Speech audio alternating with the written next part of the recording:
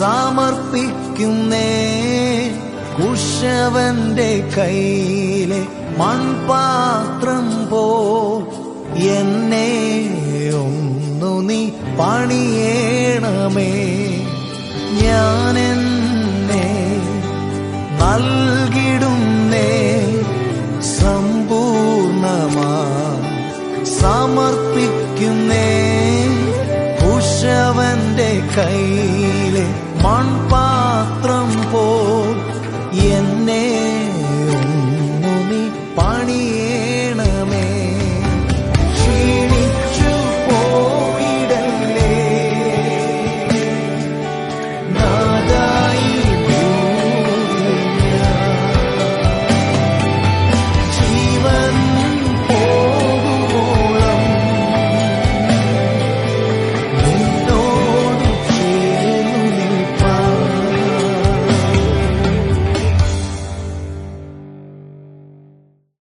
എല്ലാവരോടും നമ്മൾ പറയുന്ന കാര്യം അതാണ്, പ്രാർത്ഥിക്കാം.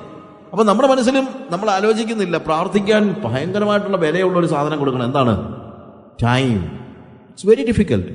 ഒരു 5000-10,000 രൂപ കൊടുക്കുകയാണെങ്കിൽ അതുകൊണ്ട് കാര്യം തീർന്നു. പക്ഷെ പ്രാർത്ഥിക്കാന്ന് പറഞ്ഞു കഴിഞ്ഞാൽ കൊച്ചു കാര്യമൊന്നുമല്ല.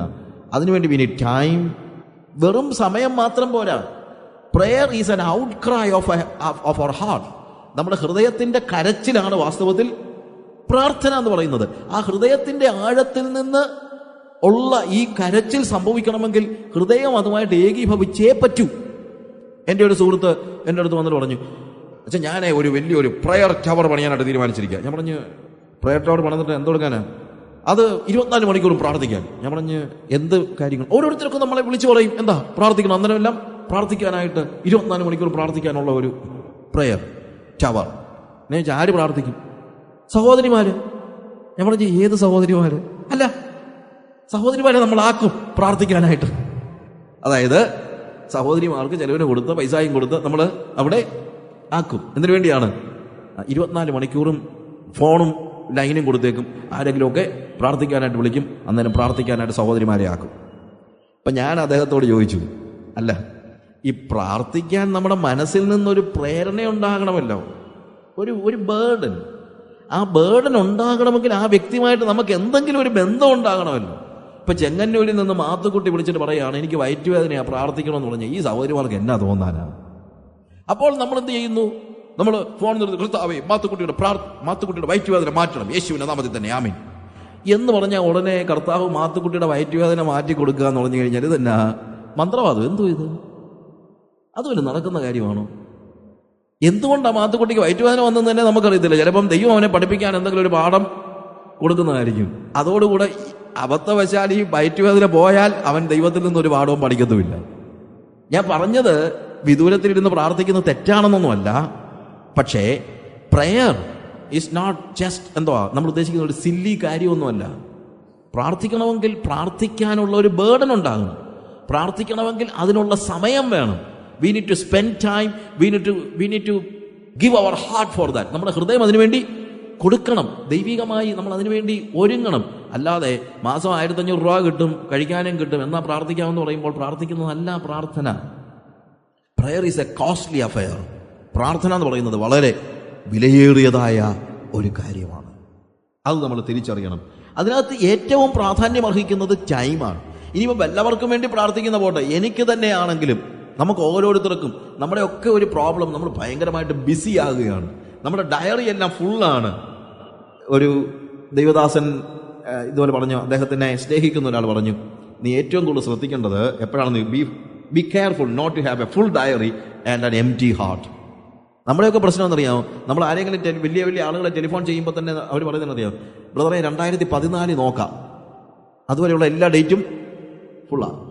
2014 വരെ ഡയറി എല്ലാം ഫുള്ളാക്കിയിട്ടിരിക്കുകയാണ്. ഇനി കർത്താവ് വന്നാലും ആ ഡയറിയിലൊരു ഡേറ്റ് ബാക്കിയില്ല. അപ്പോൾ നമ്മൾ എന്ത് ചെയ്യുന്നു? നമ്മൾ ദൈവത്തിന് അവൈലബിൾ അല്ലാതെ ആയി പോകുന്നു. ബിസി ലൈഫ് വരുമ്പോഴത്തേക്ക് ഉണ്ടാകുന്ന ഏറ്റവും വലിയ പ്രശ്നം എന്താണെന്നറിയാമോ? നമ്മൾ ജനങ്ങൾക്ക് അവൈലബിൾ ആകുന്നു എന്നാണ് നമ്മുടെ ചിന്ത.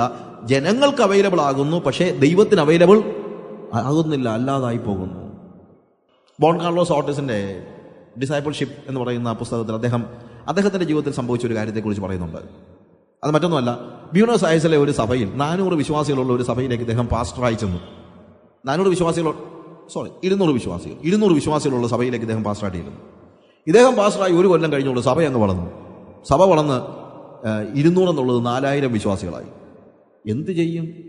4000 വിശ്വാസികളുള്ള വലിയ ഒരു സഭ നടത്തിക്കൊണ്ട് പോകുക എന്ന് പറഞ്ഞു കഴിഞ്ഞാൽ എന്തോരം ബന്ധപ്പെട്ടാൽ പറ്റും.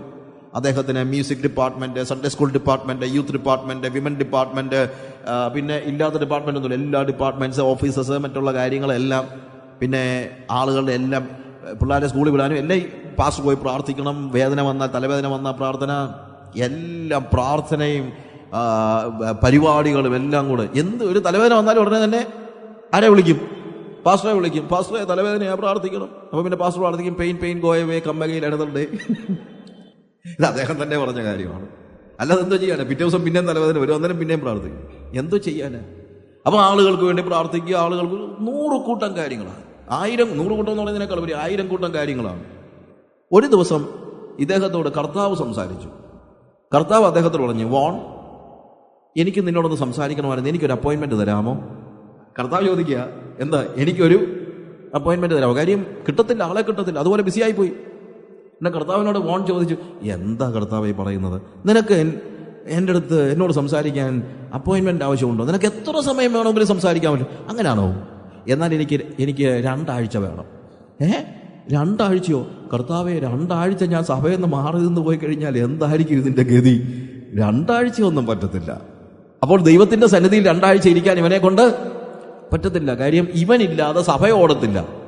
അതുപോലെ സഭയുമായിട്ട് ഇവൻ എന്തായിപ്പോയി? ലിങ്ക്ഡ് ആയിപ്പോയി. ദൈവവുമായിട്ടല്ല ഇപ്പോൾ ഇവന്റെ പറ്റുമാനം ആരുമായിട്ടാണ്? സഭയുമായിട്ടാണ്. കർത്താവ് പറഞ്ഞു, പിന്നെ നീ പറഞ്ഞത് എനിക്ക് എപ്പോൾ വേണമെങ്കിലും നിന്നോട് സംസാരിക്കാമെന്ന്. വോൺ, നിന്റെ അടുത്ത് വരാൻ എനിക്ക് പറ്റുന്നില്ല ഇപ്പം. കാര്യം നീ അവൈലബിൾ അല്ല, എനിക്ക് അവൈലബിൾ അല്ല. നമ്മൾ ദൈവത്തിന് അവൈലബിൾ ആവുക എന്നുള്ളതാണ് ഏറ്റവും പ്രാധാന്യം അർഹിക്കുന്നതായ കാര്യം. Most of the time we think the biggest thing is involve with ministry. വലിയ മിനിസ്ട്രി ചെയ്യാന്നുള്ളതാണ് നമ്മുടെ ഏറ്റവും വലിയ ഒരു ചിന്താഗതി. അതല്ല, ഒരു ഫുൾ ഡയറി അല്ല. പകരം എന്താണ്? പല സമയത്തും ദൈവവുമായിട്ടുള്ള അപ്പോയിന്റ്മെന്റിന് വേണ്ടി നമ്മൾ സമയം മാറ്റിയിടുന്നതാണ് പ്രാധാന്യം അർഹിക്കുന്നതായ കാര്യം. ഞാൻ ഇന്ന് രാവിലെ പറഞ്ഞ കാര്യം ഓർമ്മയുണ്ടല്ലോ. യേശു കർത്താവ് വളരെയേറെ ശുശ്രൂഷ ചെയ്തെങ്കിലും നേരം വെളുത്തപ്പോൾ ശുശ്രൂഷയിൽ മുങ്ങിപ്പോകാതിരിക്കേണ്ടതിന് നിർജ്ജനദേശത്ത് പോയി ദൈവവുമായിട്ട് സമയം സ്പെൻഡ് ചെയ്യുകയാണ്.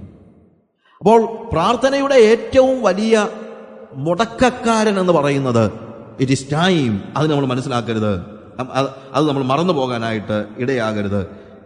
പ്രാർത്ഥിക്കാനായിട്ട് വളരെയേറെ സമയം നമ്മൾ എടുത്തേലേ പറ്റുള്ളൂ. മോസ്റ്റ് ഓഫ് ദ ടൈം അതിനെക്കുറിച്ച് ഒരു ദൈവദാസൻ പറഞ്ഞത്, you will constantly be tempted to spend a great deal of time working in the kingdom and little time waiting on the king. ദൈവരാജ്യത്തിന് വേണ്ടിയുള്ള തത്രപ്പാടിൽ രാജാവിന്റെ അടുത്ത് സംസാരിക്കാനോ ഇടപെടാനോ കഴിയാത്ത നിലയിൽ നീ എന്ത് ചെയ്യാൻ സാധ്യതയുണ്ട്? ബിസി ആയി പോകാനുള്ള സാധ്യതയുണ്ട്. സോ പ്രേയറിന്റെ ഏറ്റവും വലിയ പ്രത്യേകത എന്താണെന്ന് ചോദിച്ചു കഴിഞ്ഞാൽ അതിനാവശ്യമായിരിക്കുന്നത് സമയമാണ്. ആ സമയം നമ്മൾ സ്പെൻഡ് ചെയ്തേ പറ്റൂ. Make sure that you don't substitute business for blessedness.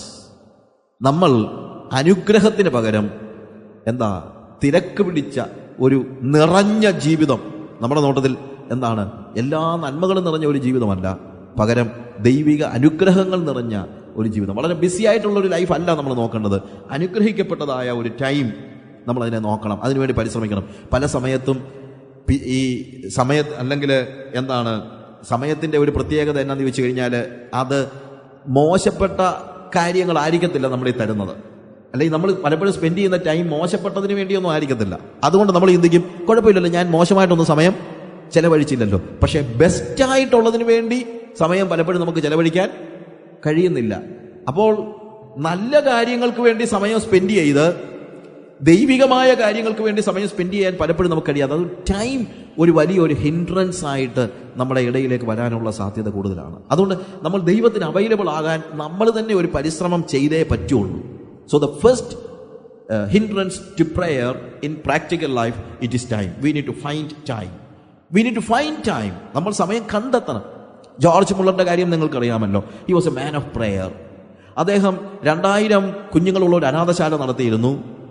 1000 ഇവാഞ്ചലിസ്റ്റുകൾക്ക് ലോകത്തിന്റെ വിവിധ സ്ഥലങ്ങളിലായിട്ട് അദ്ദേഹം പണം അയച്ചു കൊടുത്തുകൊണ്ടിരുന്നു. 8 രാജ്യങ്ങളിലായിട്ട് 56 ഫ്രീ സ്കൂളുകൾ അദ്ദേഹം നടത്തിയിരുന്നു. ഇതെല്ലാം അദ്ദേഹം ആരോടും ഒരു പൈസയും ചോദിക്കാതെ നിർവഹിച്ചതാണ്. ഒരു ജേർണലിസ്റ്റ് ഒരിക്കൽ ഇദ്ദേഹത്തെ കണ്ടിട്ട് ചോദിച്ചു, നിങ്ങൾ ഇത്രയും ബിസി ആയിട്ടുള്ള ഒരു മനുഷ്യനല്ലേ, എപ്പോഴാണ് നിങ്ങൾക്ക് പ്രാർത്ഥിക്കാൻ സമയം കിട്ടുന്നത്? അദ്ദേഹം പറഞ്ഞ കാര്യം, I don't get time to pray. പ്രാർത്ഥിക്കാൻ എനിക്ക് സമയം കിട്ടുന്നില്ല. അതൊരു പുതിയ അറിവാണല്ലോ. എല്ലാവരും പറഞ്ഞു നിങ്ങളൊരു പ്രാർത്ഥനാ മനുഷ്യനാണെന്ന്, പിന്നെ നിങ്ങൾ പ്രാർത്ഥിക്കാൻ സമയം കിട്ടുന്നില്ലെന്ന് പറയുന്നത് എന്തുകൊണ്ടാണ്? ഉടനെ അദ്ദേഹം പറഞ്ഞത്, എനിക്ക് പ്രാർത്ഥനയ്ക്ക് സമയം കിട്ടുന്നില്ല, പക്ഷെ ഞാൻ സമയം എടുക്കും. I don't get time but I take time. നമ്മൾ സമയം എടുക്കുന്നില്ലെങ്കിൽ നമുക്ക് പ്രാർത്ഥനയ്ക്ക് സമയം കിട്ടും. സമയം കിട്ടിയിട്ട് പ്രാർത്ഥിക്കാൻ നിങ്ങളിൽ ആർക്കും കഴിയുമെന്ന് നിങ്ങൾ ചിന്തിക്കരുത്. സമയം കിട്ടിയിട്ട് ആർക്കും പ്രാർത്ഥിക്കാൻ പറ്റത്തില്ല. പിന്നെന്ത് ചെയ്യണം? സമയം എടുക്കണം.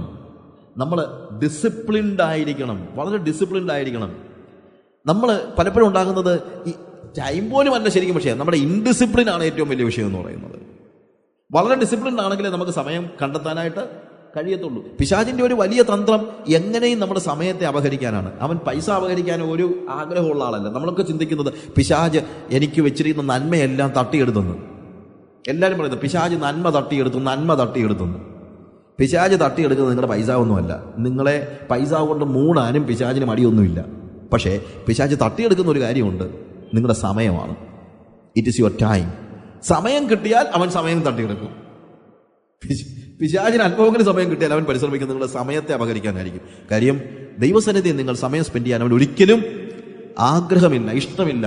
അതുകൊണ്ട് പിശാച് എടുക്കുന്ന എന്തോ നന്മയുണ്ടെങ്കിലും കൊണ്ടുപോയിക്കോട്ടെ, എൻ്റെ സമയം ഇങ്ങനെ കിട്ടിയാൽ മതിയായിരുന്നു എന്ന് പറയുന്ന ഒരു അവസ്ഥ നമുക്കുണ്ടാകണം. I need to get back my time. ഈ മൾട്ടിനാഷണൽ കമ്പനികളുടെ ഒരു പ്രളയം ഈ കാലഘട്ടത്തിൽ സംഭവിച്ചപ്പോൾ, ഇത്രയും കോമ്പറ്റിറ്റീവ് ആയിട്ടുള്ള ഒരു ലോകത്തിൽ മനുഷ്യന്റെ ഏറ്റവും പ്രധാനപ്പെട്ട നഷ്ടം എന്ന് പറയുന്നത് സമയമാണ്. അഹമ്മദാബാദിലെ എൻ്റെ ഒരു ഫ്രണ്ട്, അവൻ ICICIയുടെ ക്രെഡിറ്റ് കൺട്രോളറാണ്. ഒരുപക്ഷെ 6 ഡിജിറ്റ് 7 ഡിജിറ്റ് ശമ്പളമൊക്കെ അവൻ വാങ്ങിക്കുന്നുണ്ടായിരിക്കും.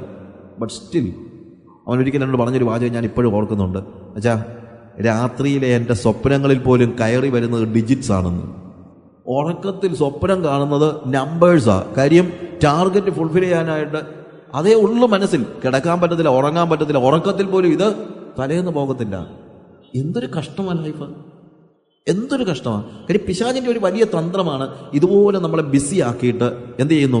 പ്രാർത്ഥിക്കാനോ ദൈവിക കാര്യങ്ങൾക്കോ വേണ്ടി നമ്മൾ ഒരിക്കലും സമയം എടുക്കാത്ത നിലയിൽ പിശാചിന്റെ വലിയൊരു തന്ത്രം സംഭവിക്കണം. അതുകൊണ്ടാണ് ഞാൻ പറഞ്ഞത്, പ്രായോഗിക തലത്തിൽ പ്രാർത്ഥനയുടെ ഏറ്റവും വലിയ ശത്രു എന്ന് പറയുന്നത് നമ്മുടെ സമയമില്ലായ്മയാണ്. അതുകൊണ്ട് നമ്മളുടെ പ്രയോറിറ്റി ലിസ്റ്റിൽ പ്രാർത്ഥനയ്ക്കുള്ള സമയം എടുത്തിട്ട്, അല്ലെങ്കിൽ ദൈവിക കാര്യങ്ങൾക്ക് വേണ്ടിയുള്ള ടൈം എടുത്തിട്ട് ബാക്കിയുള്ളത് ഡിവൈഡ് ചെയ്യാവും. So we need to take time. അതുകൊണ്ടാണ് ജോർജ് മുള്ളർ പറഞ്ഞത്, എന്ത്? I am not getting time but I take time. You need to take time to pray. പ്രാർത്ഥനയ്ക്ക് വേണ്ടി നിങ്ങൾ സമയം എടുക്കണം. അതിനുവേണ്ടി നമ്മൾ ഡിസിപ്ലിൻ ചെയ്യണം. അതിനുവേണ്ടി പല കാര്യങ്ങൾ നഷ്ടമാക്കണം. അതിനുവേണ്ടി പൈസ നഷ്ടമാക്കണം. അതിനുവേണ്ടി ജീവിതത്തിന്റെ പല കാര്യങ്ങൾ നിങ്ങൾ ഒഴിവാക്കിയേ പറ്റൂ. പല സൗഹൃദങ്ങൾ ഒഴിവാക്കേണ്ടി വരും. പല ടെലിവിഷൻ, പല എന്റർടൈൻമെന്റ്സ് നിങ്ങൾ ഒഴിവാക്കിയേ പറ്റുള്ളൂ. ടെലിവിഷന്റെ ഏറ്റവും വലിയ പ്രശ്നം അതിനകത്ത് സിനിമ വരുന്നൊന്നുമല്ല. അതിനകത്ത് സിനിമ വരുന്നുണ്ട്, അത് മോശമാണ്, അത് ശരിയാണ്. പക്ഷെ ടെലിവിഷന്റെ ഏറ്റവും വലിയ ദോഷങ്ങളാണെങ്കിലും അതിനെ കാറ്റഗറൈസ് ചെയ്യുമ്പോൾ ഏറ്റവും വലിയ ദോഷം എന്ന് പറഞ്ഞു കഴിഞ്ഞാൽ ഞാൻ പറയുന്നത് എന്നാണെന്നറിയാമോ? നിങ്ങളുടെ സമയം അപഹരിക്കുന്നതാണത്. ബ്രദറെ, ഞാൻ ന്യൂസ് കാണാൻ വേണ്ടി മാത്രമേ ടെലിവിഷൻ ഓൺ ചെയ്യുന്നുള്ളൂ എന്നൊരാൾ പറഞ്ഞു. അയാൾ പറയുന്നത് സത്യമാണെന്ന് വെച്ചു. ഇവിടെ 24 hours അല്ല ന്യൂസ് ചാനൽ. ന്യൂസ് ചാനൽ മാത്രമേ ഉള്ളൂ എന്ന് വെച്ചു. സിനിമ കാണത്തില്ല, സീരിയൽ കാണത്തില്ല, ഒന്നും കാണത്തില്ല. ശരിയാ, ന്യൂസ് ചാനൽ മതിയല്ലോ.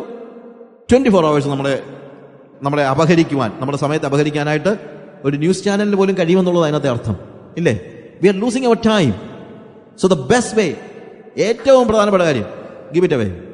ഏറ്റവും പ്രധാനപ്പെട്ട കാര്യം, അതിന്റെ പുറകിൽ പോയി കുത്തിപ്പിടിച്ചിരിക്കുന്നത് നിങ്ങൾ നരകത്തിൽ പോകുന്ന സ്വർഗത്തിൽ പോകുന്ന ഇതൊന്നുമല്ല ചോദ്യം. ടെലിവിഷൻ കണ്ടു കഴിഞ്ഞാൽ ഒരാൾ നരകത്തിൽ പോകുമെന്ന് പറയാനും അല്ല ഞാൻ വന്നത്. അതൊന്നുമല്ല ഇവിടുത്തെ വിഷയം. ബട്ട് ടെലിവിഷൻ നിങ്ങളുടെ സമയം നഷ്ടപ്പെടുത്തുന്ന ഒരു പ്രധാനപ്പെട്ട കാര്യമാണ്. ഒരു പ്രധാനപ്പെട്ട കാര്യം. ഇതൊന്നും ഇല്ലാതിരുന്ന കാലത്ത് എന്തോ സംഭവിച്ചു? ഒന്നും സംഭവിച്ചില്ല. നമ്മുടെ ഒരു തെറ്റിദ്ധാരണയാണ് ഇതൊക്കെ ഇല്ലെങ്കിൽ അങ്ങ് ആകാശം ഇടിഞ്ഞു വീഴുമെന്ന്. ഒന്നുമില്ല, ഒന്നും സംഭവിക്കത്തില്ല. ഞാൻ ബേസിക്കലി പഠിച്ച ജേർണലിസം. എനിക്കാണെങ്കിൽ ഒരു പത്രം വായിച്ചാൽ മതിയാകുന്ന ആളല്ല. ഇപ്പോഴല്ല, പണ്ടത്തെ ഒരു സ്റ്റേജാണ്. കാര്യം ഓരോ പത്രത്തിൻ്റെയും വാർത്തയല്ല ഞാൻ നോക്കുന്നത്, ഓരോ പത്രക്കാരും വാർത്ത എങ്ങനെ വളച്ചൊടിച്ചെന്നാണ് നോക്കുന്നത്. അത് നമ്മുടെ ട്രെയിനിങ് അതാണ്. അപ്പൊ അതുകൊണ്ട് ഇവൻ എന്നാടാ ഇങ്ങനെ പറയാൻ കാര്യം, ഇതൊക്കെ ആലോചിക്കാൻ വേണ്ടി പല പത്രം വായിക്കും. ഇറങ്ങുന്ന സകല ന്യൂസ് വീക്ക്ലീസും വായിക്കും. അങ്ങനെ ഒരു സമയം എനിക്കുണ്ടായിരുന്നു. പക്ഷെ ഞാൻ പിന്നീട് മനസ്സിലാക്കി, ഇതിനെല്ലാം വളരെ ചെറിയ ഒരു ആയുസേ ഉള്ളൂ. ലോകമുള്ള കാലം മുഴുവൻ ഓർത്തിരിക്കുമെന്ന് പറഞ്ഞിരിക്കുന്ന പല കാര്യങ്ങളും നമ്മൾ നാളെ ഓർക്കത്തില്ല. നൈമിഷികമായ ഒരു ആയുസ് മാത്രമേ ഇതുള്ളൂ. അതുകൊണ്ട് ഞാൻ പതിയെ ആ കാര്യങ്ങളിൽ നിന്നൊക്കെ പിന്മാറി. അത്യാവശ്യം ന്യൂസ് വല്ലതും കണ്ടില്ല, ഒന്നും സംഭവിക്കത്തില്ല. ഞാൻ കുറച്ച് നാൾ മുമ്പ് ഒറീസയിലെ ഒരു സ്ഥലത്ത് ടെലിഫോണില്ല, ഇലക്ട്രിസിറ്റി ഇല്ല, TV ഇല്ല, ഒന്നുമില്ലാത്ത ഒരു സ്ഥലത്ത് 2 മാസം പോയി താമസിച്ചു. 2 മാസം പോയി താമസിച്ചിട്ട് തിരിച്ചു വന്ന സമയത്ത് പത്രം ഇങ്ങനെ നോക്കിയപ്പോൾ ഞാൻ അതിനകത്ത് ഒരു ന്യൂസ് കണ്ടു. AK ആന്റണിയുടെ സുരക്ഷാ കാരണങ്ങളാൽ അടുത്ത് താമസിക്കുന്ന മറ്റ് MP-മാർക്കൊക്കെ അങ്ങോട്ടും ഇങ്ങോട്ടും ഇറങ്ങാൻ പ്രയാസമാണെന്ന്. അപ്പം ഞാൻ ചിന്തിച്ചു, ഇയാൾക്ക് എന്നാ പറ്റി? ഇയാൾക്ക് നേരത്തെ ഇങ്ങനത്തെ കുഴപ്പമൊന്നും ഇല്ലായിരുന്നല്ലോ, ഇയാളെന്തോ ഇത്രയും വലിയ സെക്യൂരിറ്റി? അന്നേരം ആരാണ്ട് പറഞ്ഞു, അയ്യോ പുള്ളി ഇപ്പോൾ കേന്ദ്ര പ്രതിരോധ മന്ത്രിയാണെന്ന്. അപ്പം ഞാൻ ഒരു കാര്യം മനസ്സിലാക്കി, ഞാൻ TV കണ്ടില്ലെങ്കിലും ഞാൻ പത്രം വായിച്ചില്ലെങ്കിലും പ്രതിരോധ മന്ത്രി ആകേണ്ടവരൊക്കെ ആയിക്കോളും. ഇപ്പം ഞാൻ കണ്ടില്ലെന്ന് വെച്ചപ്പോൾ AK ആന്റണിക്ക് എന്തെങ്കിലും പറ്റിയോ?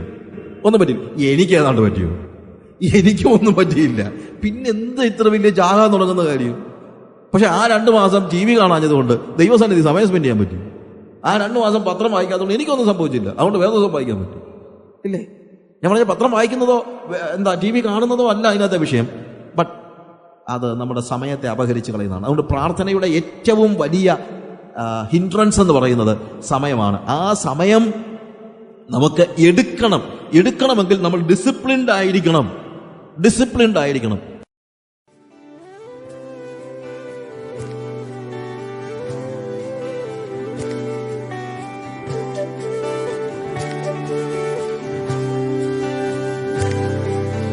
ഞാനെന്നെ നൽകിടുന്നേ സമ്പൂർണമായി സമർപ്പിക്കുന്നേ.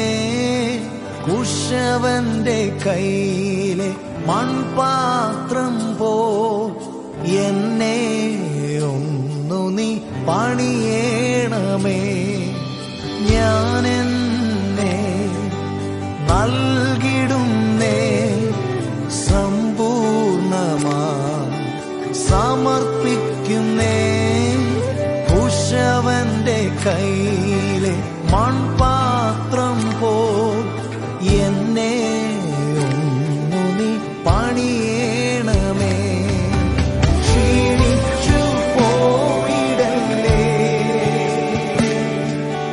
നാദായി ഭൂവിൽ ഞാൻ. ജീവൻ പോകുവോളം നിന്നോടു ചേർന്നു നിൽപ്പാൻ. ക്ഷീണിച്ചു പോയിടല്ലേ നാദായി ഭൂവിൽ ഞാൻ. ജീവൻ പോകുവോളം നിന്നോടു ചേർന്നു നിൽപ്പാൻ.